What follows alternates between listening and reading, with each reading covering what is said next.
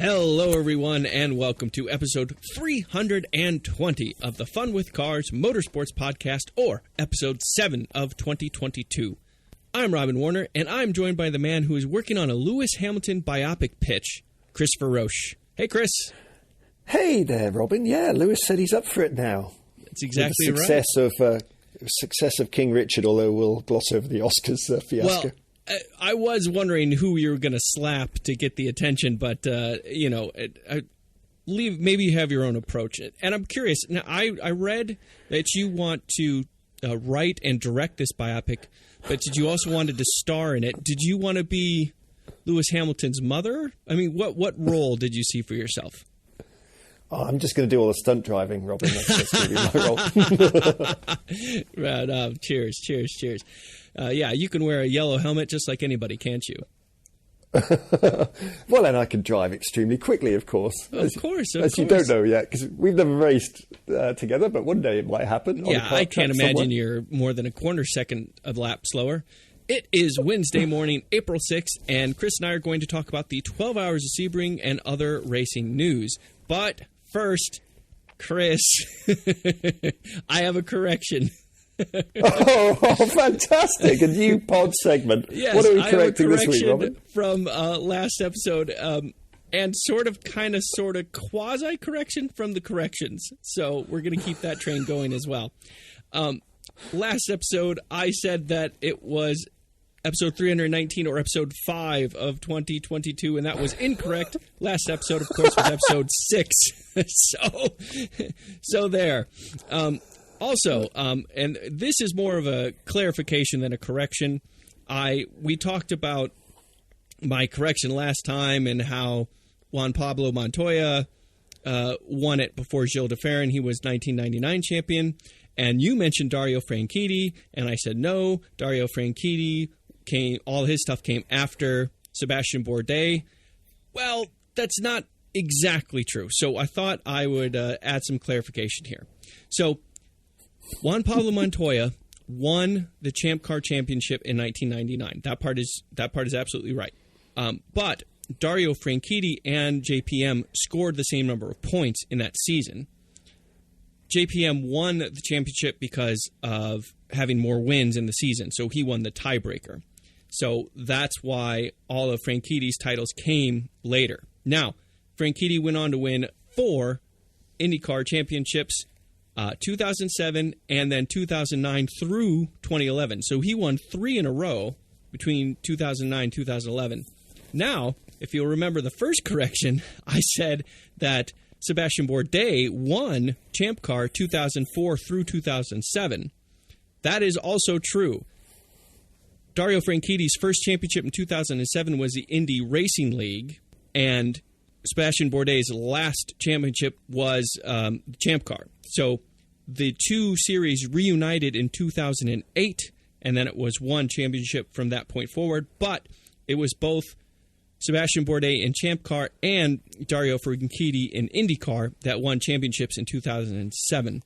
And, fun fact, this is a neat one, officially, what was called the Champ Car World Series only existed in terms of full season racing between 2004 until 2008 before the season started. So they had 4 seasons. So you could say that Sebastian Bourdais won every single Champ Car World Series championship that ever was. There's a fun one.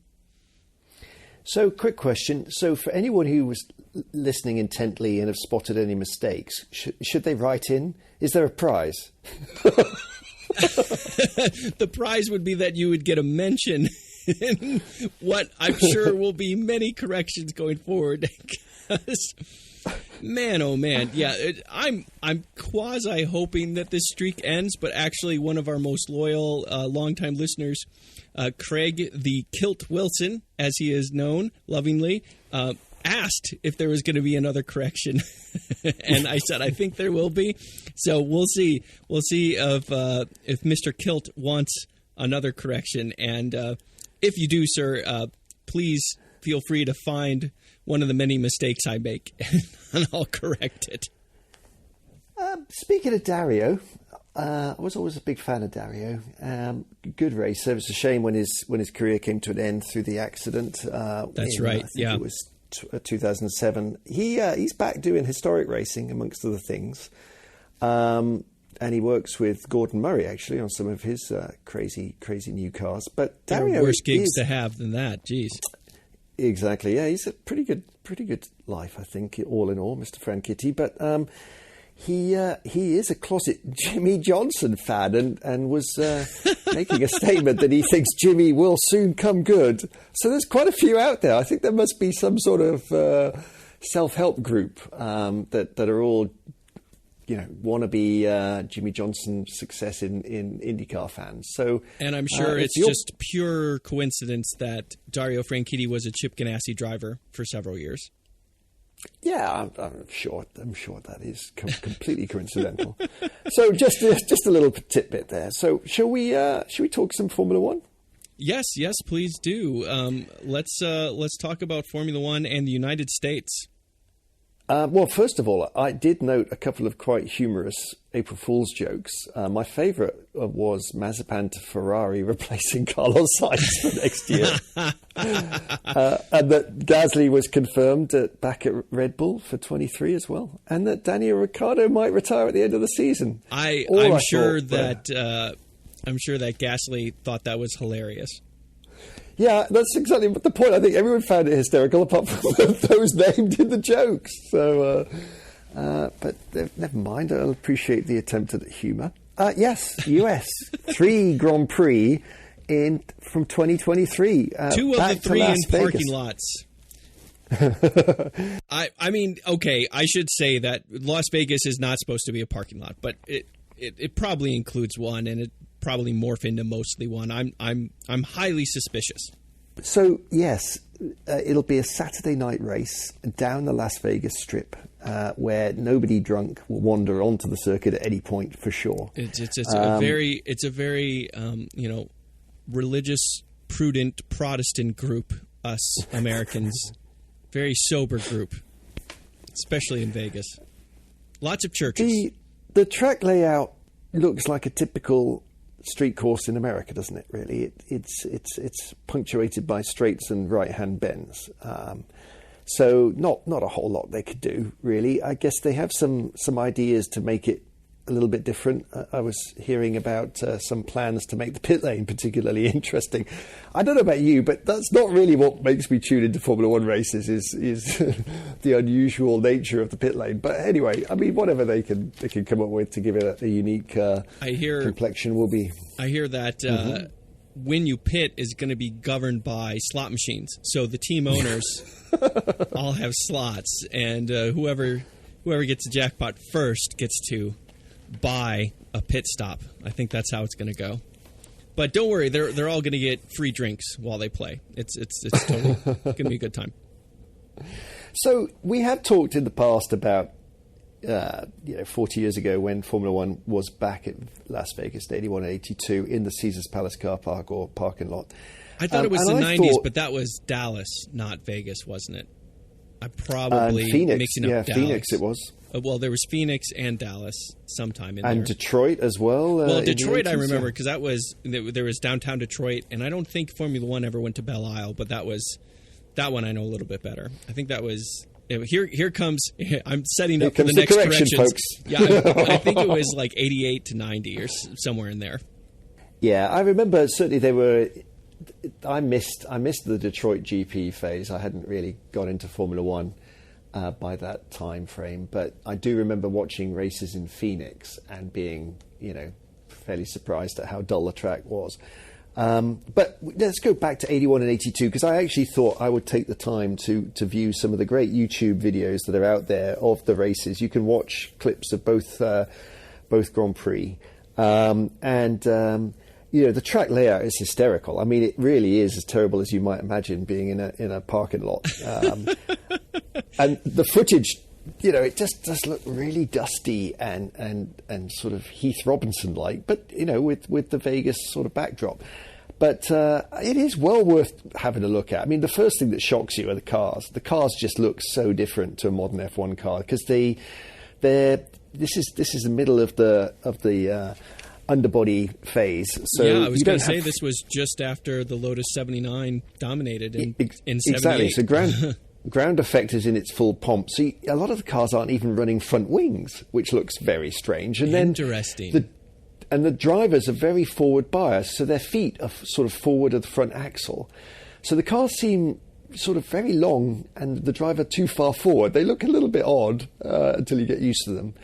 And then, considering it was in a parking lot, there's some good racing. I mean, in the 82 race alone, there's a great De Cesaris-Lauda battle that goes on for quite a few corners and is, far more interesting than some of the DRS passes that we get these days.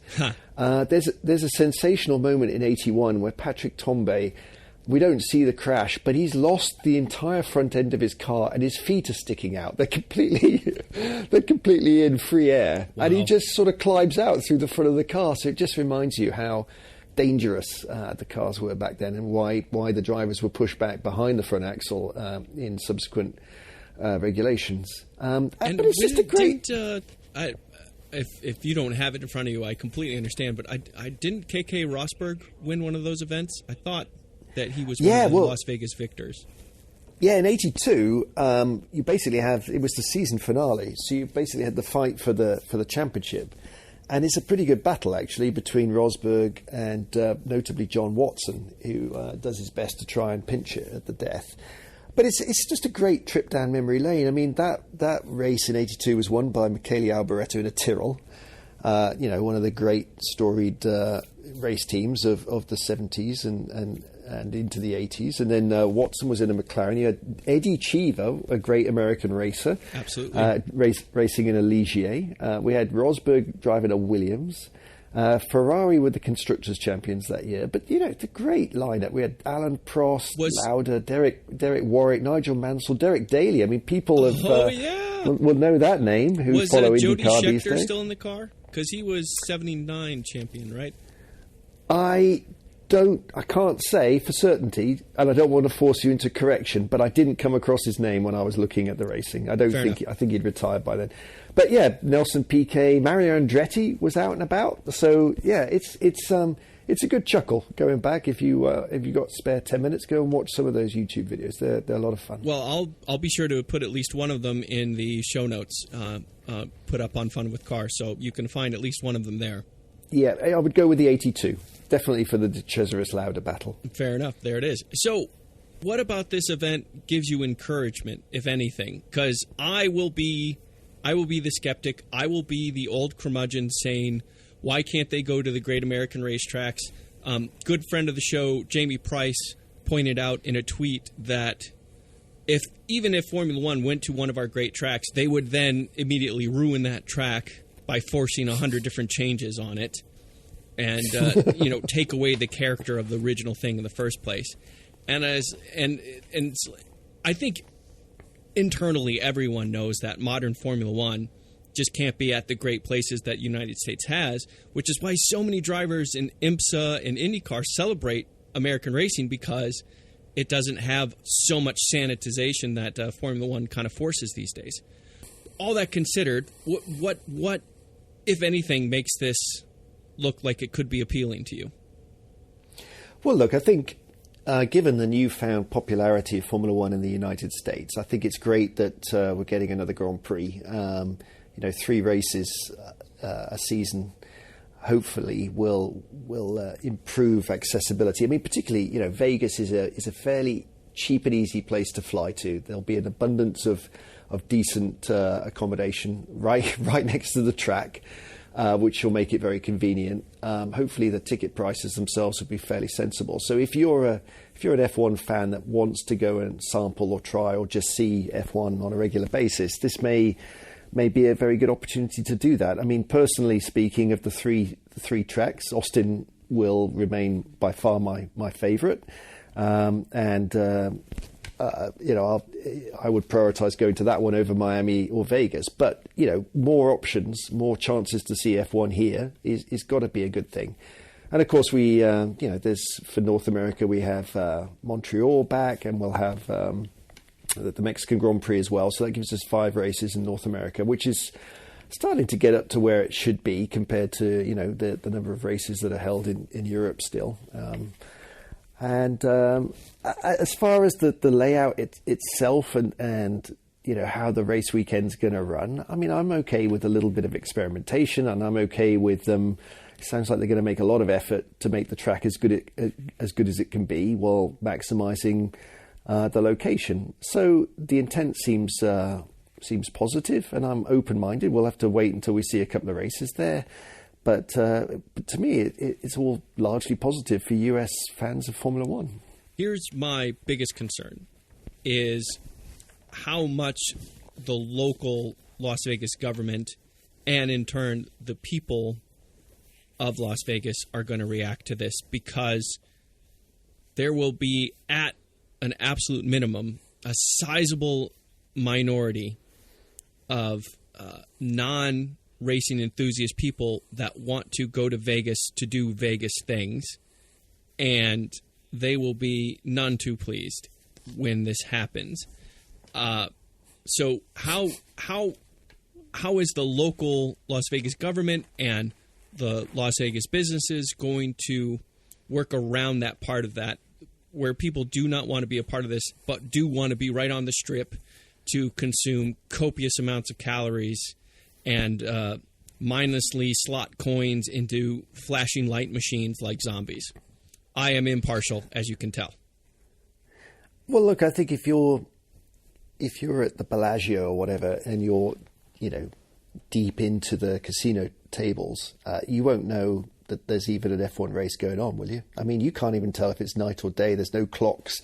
They've set the whole system up so you can gamble to your heart's content, and not have to leave the hotel or complex at any time. So I think, of any city that can cope with this type of disruption, it'll be Vegas. I can't imagine the deals being signed without local government support, and it's all about driving numbers and tourists to visit the casinos to spend their money.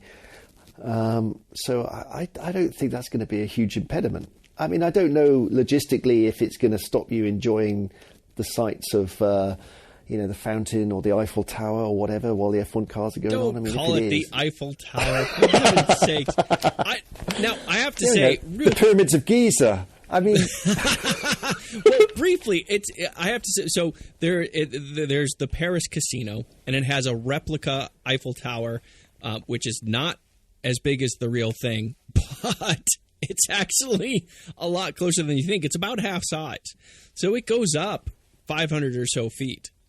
I'm very disappointed. The real one is about 1,000 feet. Surely everything in America is supposed to be bigger. They should have gone twice as large, not half the size. What were they thinking? Yeah. You're right. That one, property values in Vegas are high enough that was a limitation, perhaps. But yeah, it's if you've been to the real thing, which I'm very lucky to say that I have.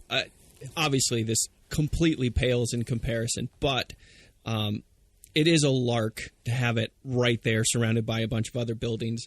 I will give them that. They get lark credit. Well, but you've got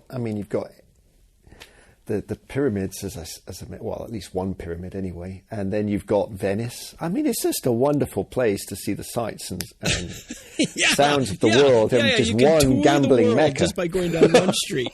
Exactly. With the 120-ounce margarita in your hand in a cup that's shaped like the Eiffel Tower, or maybe it's a daiquiri. Either way, it's just good, wholesome fun. So you'll be signed up then. You'll be going next year, will you? Oh yeah, sure. I'm gonna be there. I'm gonna be there for weeks on end just for the build-up of it. It's gonna be exciting. Yeah, I think there's reasons to be cheerful about this, Robin. And if you're not a huge fan of Vegas or the track at Vegas, then, well, just go to Austin instead, because some of the people who would have gone to Austin are now going to Vegas. So there'll be more room for those who prefer more traditional. Now there's a silver lining that we've got. I like that. Yeah, no, of course, Austin is much closer to my heart in terms of true motorsport happening in the United States.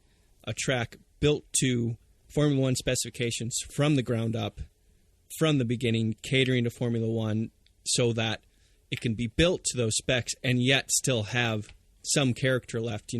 Sector 1 is properly cool. I've gone 80 miles an hour average speed through Sector 1 in a Stelvio Quadrifoglio SUV. So, the fact that I can do 80 or so in that just gives you a sense of just how fast, how utterly insanely quick it is through a Formula One car. So there's that. You've got a kilometer-long straightaway, slightly over kilometer-long straightaway. Between, is it 11 and 12? Turn 11 and 12. Sorry, we don't have names. We have numbers. We are logical here in the United States. And a lot of interesting things. Turn 18, that like quad apex, big, massive sweeper. There's a lot of things about Texas that I can get behind. I'm going to interrupt you there. You're wrong. The names of the corners are after different McDonald's menu items. So, don't tell me that now. That's for corrections next episode. So number 11 is a double cheeseburger meal. That's what that corner's called. Now, here's the truth of the matter. There is a very good chance that what Chris is saying is accurate, and he would have a better chance of knowing than I would, even though I'm the big fat dumb American, and he is an honorable English gentleman. Well, those are your words, mate, not mine. I don't know what you're talking about, but the other thing I will say, if we can move on momentarily, is I am a little disappointed because there were rumours that Roger Penske was talking about trying to bring Formula One back to Indianapolis. Yes, that was talked about, yes. And I was quite excited about that, despite being one of the attendees of the 6-car Grand Prix that was held there. I did actually enjoy that venue in years prior to that rather notorious race. And although the track, again, isn't really perfect for a modern Formula One car, it's still a really, obviously it's an iconic venue, and the races were always really good fun, and there was overtaking without DRS possible. And so I was hopeful that we might have an easily commutable Midwestern Grand Prix. So I don't know if Vegas being announced and put on the calendar is going to scupper those plans for a Midwest Grand Prix or not, or whether we'll have a fourth race, which, hey, why not? Just keep adding them. Yeah. It can become like the F1 IndyCar series. Yeah, well, I would certainly applaud them going back to Indianapolis for personal and just general reasons. I think your point about it being an iconic track is a good one, but also, it was a unique spot where they could be full throttle for over 20 seconds, just on it. And the speeds... If you're on Bridgestones, yeah. The speeds they reached were quite high, well over 200 miles an hour. And it was painfully flat, except for the banking, but it was still an interesting course that did bring, as you say, pre-DRS passing.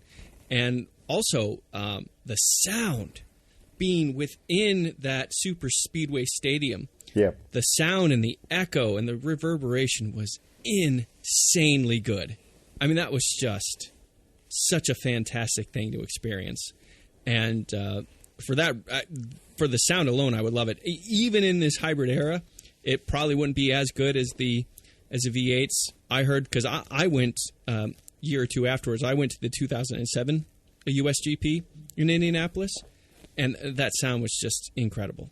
Yeah, I mean, I went to I must have gone to 3 or 4 while it was on, and I enjoyed every visit apart from the 6-car race, which I left in protest after two laps. But that was a slightly different matter. Modern Formula One would, of course, find a solution to those problems that they encountered that particular year.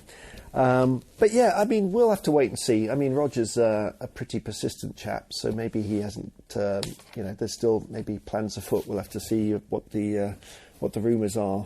Now Vegas is added to the calendar, for that means for other races over here. But how many years is it guaranteed to be in Vegas? Because I know Texas that was announced as well. I believe recently Texas did sign an extension. So yeah. I didn't see a commitment to the number of years in Vegas. I think, I don't know, we'll have to we'll have to find out. I don't think it was announced. I don't remember reading it anyway. Yeah, something to keep an eye on anyway. Also, one thing I did want to briefly mention, Mercedes is going to bring updates into Australia. I think that will surprise absolutely no one. It sounds like people are hypothesizing it could be fairly significant, but a heavily redesigned rear wing at an absolute minimum is what's being talked about, as well as some modifications to adjust the tunnels on the floor as well. That's right, and that will hopefully complement the redesigned Australian Grand Prix circuit, which is being changed for this year. So they've removed the chicane around the back and modified and reprofiled a few of the corners, hopefully to give us a slightly more flowing circuit. And Mr. Vettel will be back also for this race. So his first race of 22 in the Aston Martin. Now he's recovered from COVID. Speaking of that, Nico Hülkenberg is saying he would love to be back for a full season of Formula One racing. I don't think that's a surprise. I don't think that surprises anybody except for maybe Chris Roche. But it's like, well, duh, of course you want to be back for the full season. Do you think any team would seriously consider him? Well, the obvious name that comes to mind is we've seen what an upgrade Magnussen was. So why not upgrade Latifi for Nico Hülkenberg? Ooh. He used to race for Williams. Maybe we just we put Latifi on a lovely Friday, free practice 1 contract and let Nico do the rest of the weekend. Yeah, I mean, it's certainly in terms of pure driving talent, you can't argue with that. Latifi, he's we'll see how he gets going on by the end of the year, but first couple seasons have been a struggle, certainly. I mean, maybe Lewis Hamilton will help fund that driver change. It might help him in his next championship conquest. I certainly would not be upset if Hülkenberg made his way back into the sport, but I'm not going to put a lot of money on it since we're still kind of quasi on a Vegas theme. I'm not really to put a big bet on that. No, it doesn't. It doesn't look like there's a lot of seats available, does it, at the moment? And I don't think we're going to have any new teams entering the sport anytime soon because it's all gone very quiet on the Andretti F1 effort, hasn't it? So I think he's going to have to bide his time and hope a few more people catch COVID. Unfortunately. Yeah. I mean, only for Hülkenberg's sake would that be something I'd say yes to. So shall we move on? There was a big weekend of endurance racing that we haven't had a chance to talk about yet. It was same track, 2 days. On Friday, it was the 1,000 miles. Was it 1,000 miles or kilometers? Maybe kilometers. Miles. It was miles, so you don't have to correct it. There you go. 1,000 miles for World Endurance Championship. And then on Saturday, it was the famous 12 Hours of Sebring, and it was the 70th 12 Hours of Sebring. And Sebring, back a long, long time ago, was actually on the Formula One calendar. I do believe, oh man, I'm just begging for corrections now. I believe it was 1959 was the first year. But anyway, I said I believe. I didn't state it as a fact. I think you're right. I think it's the right decade for sure. Definitely 50s. We have believes and thinks. So we have qualified it plenty, I think. Anyway, it was a great race, as it always is. I absolutely love that track. That is my favorite flat track in the world. There's no elevation change around Sebring, and yet it is epically entertaining. And it's because of the unique location, the pavement, the layout, all of it. I mean, the track is terrible, and that's what makes it great. Well, for an endurance race, yeah, it's a stress on the word endurance there, isn't there? As the cars literally fall apart. I mean, in the proper 12-hour race, poor old Bourdais, who was on pole position, lasted, a lap before his car conked out. Yeah, so tough race for him. But yeah, I mean, it was a good battle in DPI, wasn't it? With Cadillac, well, you could argue sort of dominating, really, because the first place Acura was down in fourth. So yeah, it was a Cadillac 1, 2, 3. So Cadillac had the entire podium, and it was led by Chip Ganassi Racing, and Earl Bamber in that car for the checkered flag. Yeah, so clearly that car was working really, really well around that track. That's one of the things that caught my eye, though, was the young Sebastian Montoya behind the wheel. Oh man, and he was quick too. 16 years old, and he was in a DPI car, right? So I thought, was it DPI? I thought it was an LMP2, but it may very well have been a DPI car. Well, we can correct that next week, but man, that'll be the whole episode. But his father crashed it. Sadly, well, okay, hold on, wait, pause there. So Juan Pablo Montoya was in the same car, and he was badly pinched. I mean, he was stuck between a rock and a hard place.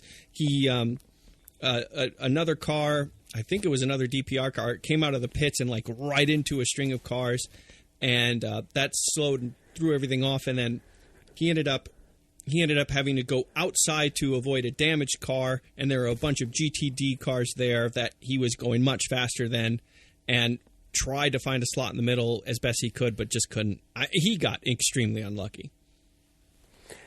You are making a good point there. But I'm curious about Sebastian then. So obviously he's got the right name. There's been a few champions, as we talked about before, in Formula One and wrong discipline and though. Rally. He should be in rally. Yeah. Yeah.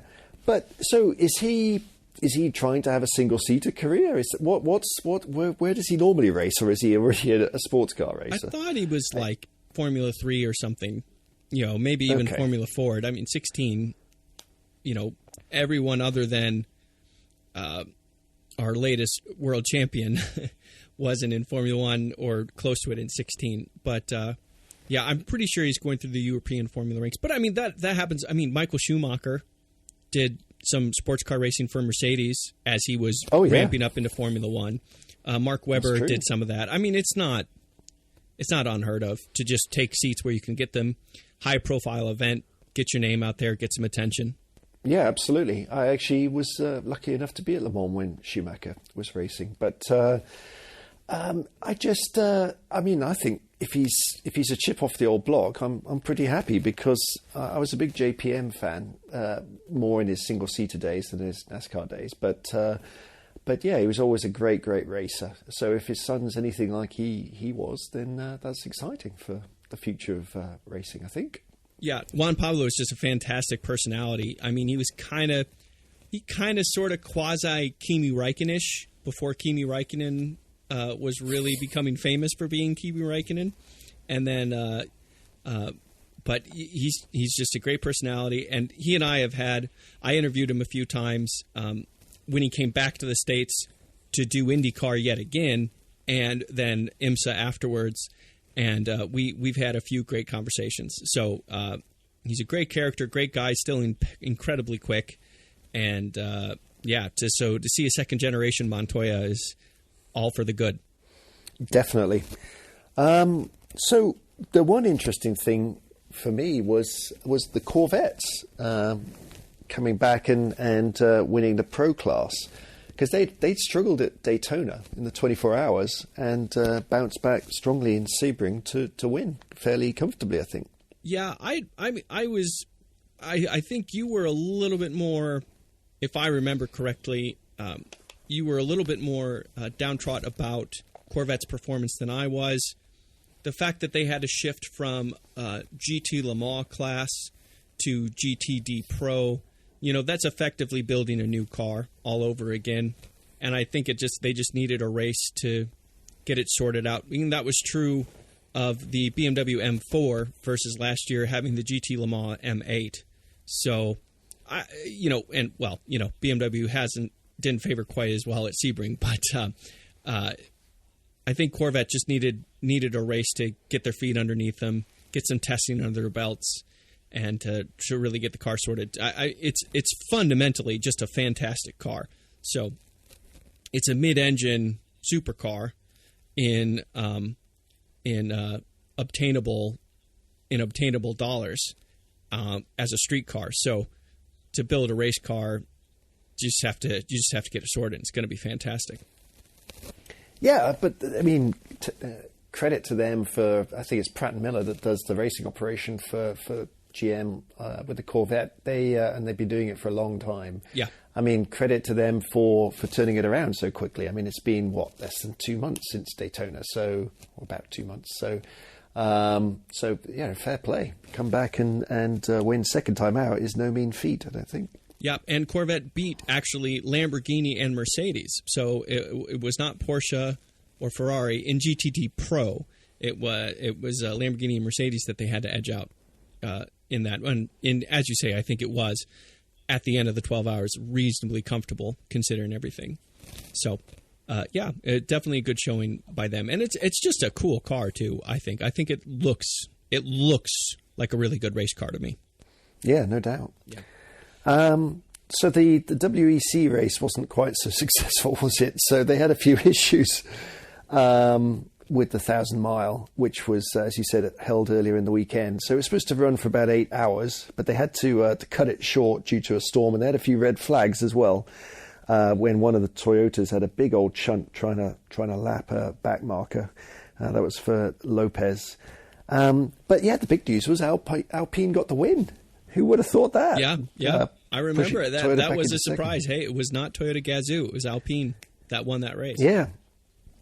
So it seems like the root cause of that is the balanced performance. It seems like there's been a lot of changes to Toyota that weren't all very welcome. So more weight, less power, some aerodynamic tweaks, and they're not allowed to use their four-wheel drive system until they're doing 190 kilometers per hour. What? So, yeah, exactly. They have to go. So it you used have to to be go 190 until it can be engaged. Is that what you're saying? Yeah. So this is the hybrid power. Last season, they were able to deploy it at 120 kph, and now this season it's 190 kph. Wow. And basically, that hybrid power. I mean, that's what 105, 106 miles an hour. I think. Am I doing the math right? Because yeah, somewhere around that. No, so it's certainly over 100 miles an hour, right? Because 1.6 is the conversion factor. So yeah, you're probably about more like 115, I would think. Yeah. Oh boy, corrections is going to be long next episode. We'll ramp up for that. Yeah, around 118 miles an hour. So good. So, but the significance is that the hybrid power on the Toyota is deployed primarily through the front axle. So it basically allows them to get more traction. And now with this higher speed, it basically reverts them more to a rear-wheel drive biased car. So that affects their tyre wear and obviously, how much power they can put down. So, massive changes for Toyota. And obviously that played into Alpine's hands, who, that car isn't a new one. It's been around for a while and was soundly beaten last season. So now it's a bit more competitive. And then with the Glickenhaus coming third, but seemingly some way behind. I think it was at least lapped once. So yeah, interesting. I think it's very controversial that any series that has any performance equalizing metric, whether that's through weight or more sophisticated methods, is always a tricky one to follow. So it'll be interesting to see how this plays out over the course of a season, and particularly when we get some of these new manufacturers like Ferrari, I think Peugeot and Porsche coming into the series, and if they build a good car, they're immediately slapped with a bunch of changes to pull them back. I think it's going to be very controversial. So I think this is going to run, but I don't think Toyota was that chuffed with being pushed into second place due to that. And then, of course, the other thing was the fact that they had to end the race early due to a storm. So I don't know, maybe the race would have been a closer finish. It was a 37-second margin of victory. It may have been closer if they hadn't ended the race earlier, potentially. But yeah, interesting times in the WEC, no doubt. Yeah, certainly so.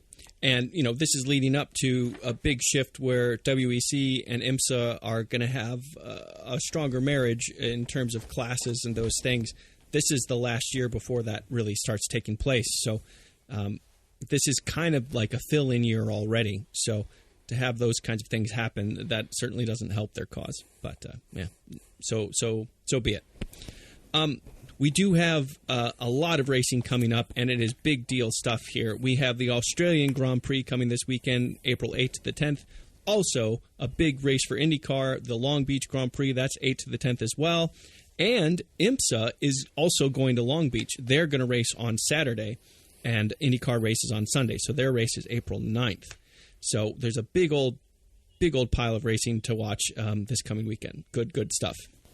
We didn't talk much about IndyCar. You I think in a previous pod had stated who won the race, with McLaughlin being just pipped by Newgarden at the finish of the XPEL 375. But the thing I hadn't registered immediately was just the domination of Penske and Ganassi. I mean, they took all top 7 finishes. It was the Meyer Shank of VK that was the first non-Ganassi Penske finisher in 8th place. So not even an Andretti Autosport car. Oh, I'm sorry. I'm misreading my notes here. It was Pagenaud that got that 8th place in the Meyer Shank car. So VK qualified in 8th place. So I'll make the correction instantaneously. but yeah, I mean, the point that Penske and Ganassi just dominated on the oval is very interesting, and sort of, Andretti was really struggling with Colton Herta being the first Andretti finisher in 12th place. So I remember Andretti didn't have a really strong 21. So I know they did all right in the opener in St. Pete, and Herta was fairly competitive there. But it will be interesting to see if there really is a shift in the power in IndyCar, really just to Ganassi and Penske, if it becomes more of a 2-horse race rather than the 3-horse race that we've been used to. I certainly hope not. I can say that much. Real quick, it was Joseph Newgarden that won, Scott McLaughlin was second, Marcus Ericsson third, Will Power fourth, Scott Dixon fifth, Jimmy Johnson in sixth, Alex Palau in seventh, Simon Pagenaud finished eighth, Santino Ferrucci in ninth, and Rinus VK did finish 10th, and then on and on down the list. Was Jimmy awarded a trophy for coming sixth? You did suggest that might happen. We have to make one up yet, don't we? I think that's on us. Yeah. I mean, it's not that surprising that he did all right on an oval, is it? 21, I would have thought. We'll have to see how he goes at Long Beach. I mean, suggest he'll be... he didn't, it's not like he was a front runner all race either. No, he qualified 18th. Yeah. So it's, there's, it's not worth digging into too much, but it was, yeah. So, yes, but, IndyCar racing on ovals just inherently is less interesting to me, other than the Indianapolis 500, of course. But, Long Beach, I'm very, very keen to see how that race pans out. But to reinforce the point I just made earlier about Penske and Ganassi, I mean, the top 6 drivers in the standings come from those two teams at the moment. So there isn't a single driver outside of the Penske Ganassi fold that's in the leading the standings at this point, or in the mix in the top half dozen. So that's going to be something worth watching. To see if we can see Andretti or some of the other team drivers get a bit more competitive as we move forward. Yes. Real quick, though, we're 2 races into IndyCar, and in the first race, it was Penske Ganassi again, but 4th place was Colton Herta. So you're right that this is a trend to see if it develops, but I think it's too early in the season to worry too much just yet. Yeah. Grosjean didn't have the best of introductions to an oval, did he? He qualified 13th, which, I mean, that's respectable. But then went out in the race through no fault of his own. He had a mechanical failure. But we've seen road course drivers turn up and be super competitive on ovals immediately. I'm going back a way here, but I mean, I was always stunned when Mansell rocked up in IndyCar in '93 and immediately was competitive on the ovals. And they used to have more ovals back in the '90s than they do on the calendar these days. But But it'll be interesting to see how he goes, I think, on the ovals. I think there's 4 more this season. And hopefully he can get to grips with them. Yeah, absolutely. So, but there is something that is more exciting than all of these things combined, Chris. Oh, yes. Yeah, and that, of course, is my latest YouTube video. Come on. Do you have a correction section in those too? Oh, ouch. No. Should I? No, of course not. This one is on the 2022 Honda Civic Si. So it's a hot hatch in spirit, though it is a sedan. But it is a Honda Civic with 200 horsepower, 192 pound-feet of torque, a limited slip differential, obviously spoiler-tuned suspension, and the one and only transmission is a 6-speed manual transmission, and it is a very slick shifting 6-speed manual transmission. So it's a great, great little car. So hang on, this is both a non-SUV, CUV, and a manual. Wow, how did you unearth that gem? I know, already it's a unicorn. But it's yeah, it's one of those rare things where everything just kind of aligned, and it's quite good.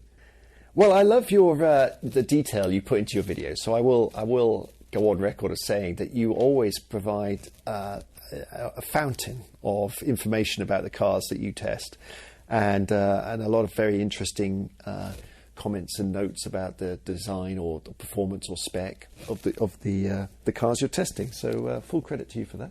Kind of you say so. Yes, I try to. I feel like I'm not doing my job if I don't. So it's fascinating. I hope that I do so in an entertaining enough way. That's the critical element, isn't it? Absolutely. But so were you stymied at all with the third pedal? Or did it just come back naturally? Oh, man, it was like riding a bicycle, as they say. Although, ironically, I haven't rode a bicycle in a while, so I need to test that theory. But, yeah, no, it came back naturally. And this poor car, you can tell that the clutch had been used and abused quite a lot. So it was jolly good fun. And I quite enjoyed myself. And it's definitely, hopefully, worth a watch. A small digression before we proceed. Yes. My daughter's going through segment 1 here in Michigan to learn to drive. And she does quite frequently ask me which one is the brake and which one's the accelerator, which is slightly alarming as she'll be driving me before too long. And so I just can't wait to add a third pedal to the mix. Yeah, absolutely so. Yeah, and you can just name it as like, this is the good pedal, we call it the brake. It's the bad pedal, we call it the throttle or the gas or whatever you want to call it. Maybe we should have them color-coded, red red for the brake for stopping and green for the accelerator. Right. You know, it's fascinating that it's, whether you call it the gas or the throttle or whatever, slowly but surely that's no longer an appropriate name for it because there's no throttle in electric vehicles. And quickly, they're more and more manufacturers finding ways to go without the throttle body, even on internal combustion engine cars. So it's interesting to see, like, they can, because they have so much more control over the valves, that a throttle in some engines isn't necessary. Do you see what I'm getting at? So more and more, I think we have to learn to just call it the accelerator pedal. It's fine by me. Well, there it is. And we actually do have to, I have one more thing to say. We have to end on a really sad note, actually. Vic Elford passed away last month, and he was just a really fascinating individual. He's done all different kinds of things in motorsport in the big heyday of it. He was a rally driver. He was a Grand Prix driver. He drove a lot of Porsche 917s. And he was also just a fantastic person to have a conversation with. Episode 287 that we recorded last year was a nice long conversation with Vic Elford last year talking about his career in motorsport. And it was just a wonderful, wonderful conversation. So I highly encourage you to go back and re-listen to that in memoriam of the great Vic Elford. Yeah, I'll second that. I loved the interview you did with him last year, and he had some wonderful stories and reminiscing about his storied career. So, yeah, poor old Vic, rest in peace. Yes, rest in peace. And we will be back very soon to cover all these motorsports, all these race weekends coming up. But for now, Chris, great conversation. Thank you, Robin. I'm Robin Warner. Goodbye.